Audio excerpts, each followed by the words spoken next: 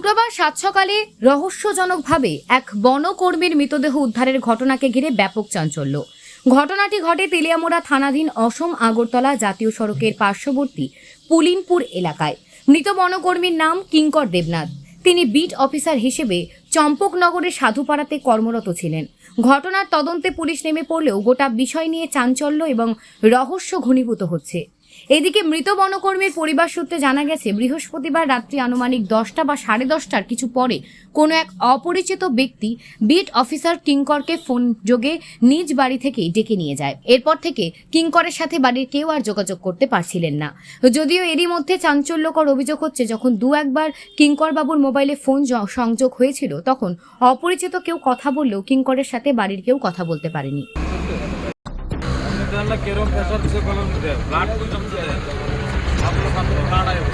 मुख्य नहीं ले सका हम लोग पैसा पैसा बहुत काम करेंगे लाल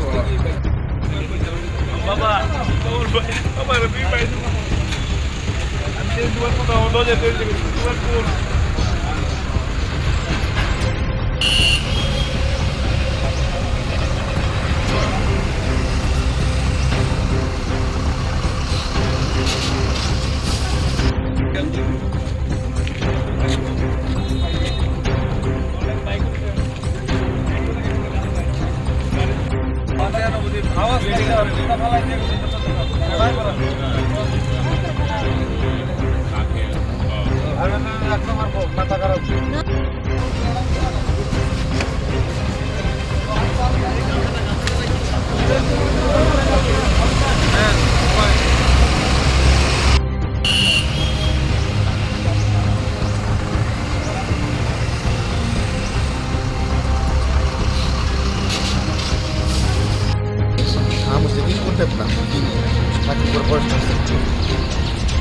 কালকে রাত 10টার সময় 10:30টার সময় ডাক দিছে যে ডাক দিয়ে বাইক করে আমি চার্জ করতাম মন্দির মেয়ে যাবে মেয়ে জিজ্ঞেস করছে কই যাও বন্ধু ডাক দিছে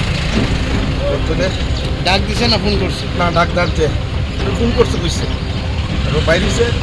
এরপর আমরা রাত 3টার থেকে আমরা ফোন করতেছি। ফোন করার পরে মায়ের 2টার সময় ফোন করতে খাওয়া দিতেছে না বাইরে মায়ের তোলা কথা 4টা পর্যন্ত ফোনটা রিসিভ করা হয়েছে। 4টার পর ফোনটা রিসিভ করছে। 4টা বলতে রাত 4টা পর্যন্ত ফোনটা রিসিভ করছে।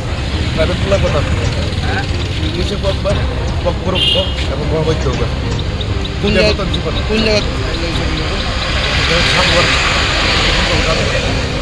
কি টাইম ইনচার্জ না কি তার মানে তারা অফিসার তারা ইনচার্জ বিট অফিসার না এমনি জানেন বাড়ি না বাড়ির মেন বাড়ি হচ্ছে মহারানীপুর। আর এখানে ওখানে আসলে শিশুদের বাড়ি করছে মানে বাড়াবাড়ির থাকে। কারোর সন্দেহ হয়নি এমনি তো সন্দেহ কারোর তো ফোন করতেছে, এমনি তো কারোর কোনো সত্যি দাবি না এমনি এবং কেউ সত্য কোন জায়গায় পাইছেন আপনারা? ওটা শুদ্ধ সরা তো কখন শুনতে পাইছেন আপনারা? আমরা তো 5:30টার সময় সেটা 5:30টার দিকে 5:30টার দিকে পাওয়ার দিয়ে খেতে যাবেন সময় এগুলো ফোন করছে।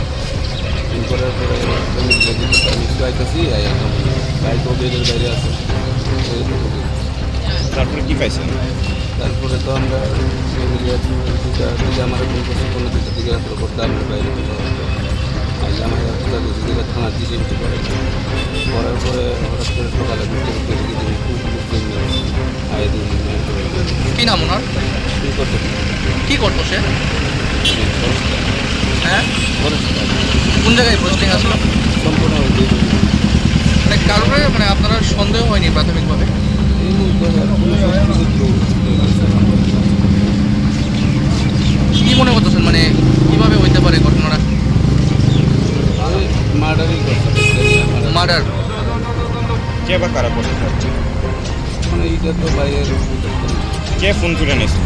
এটাও তো ওখানে তদন্ত করে যদি ফোনটা তদন্ত করে তারা বাইর করতে পারে। মোবাইল কি ওনার সাথে আছে? মোবাইল সাথে আসলো, ফোন তারা আমরা ফোন করার পরে 2টা কিন্তু ফোনও রিসিভ করছে, কিন্তু এর কথা কিছু না। আমার লোকের যার কাছে মোবাইল আসলো ফোনের কথা কিছু ট্রাইবেল ভাষাও বলছে প্লাস হইতেছে রং নাম্বার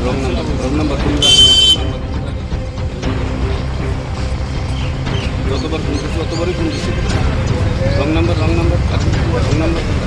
কয়টার সময় ফোন করছেন বা কয়টার সময় এই কথা বলছেন? 2টা ফোনটা ফোন করছি 2টা 30 ফোন করছি কোন জায়গায় বাড়ি ওনার? এটা কোন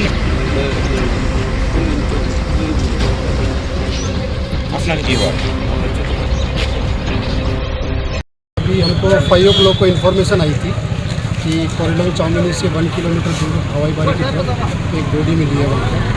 जब हम वहाँ पर गए यहाँ पर तो एफएसएल की टीम हमने बुलाई है। इनका नाम है किंकर देवनाथ, अराउंड 40 ईयर इनकी एज है एंड ये चंपक नगर जो फॉरेस्ट नाका है वहाँ पर काम करते हैं, फॉरेस्टर हैं और बहुत सिंसियर ऑफिसर है जैसे DF साहब ने बताया।